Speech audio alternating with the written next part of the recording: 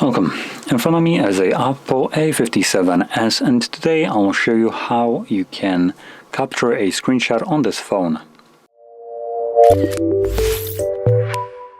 So to get started, open up content that you wish to capture. I'll be using the home screen as an example for this.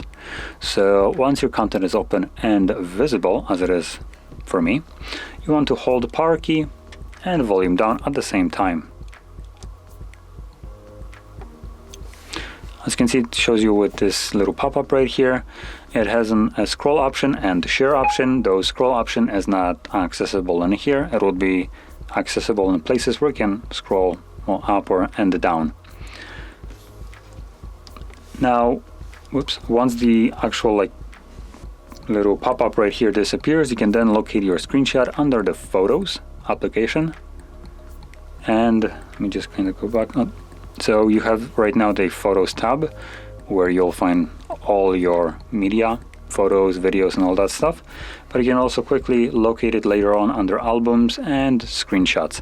This will include screen recordings as well. But you can see there is my screenshot right here. So anyway, if you found this video helpful, don't forget to hit like, subscribe, and thanks for watching.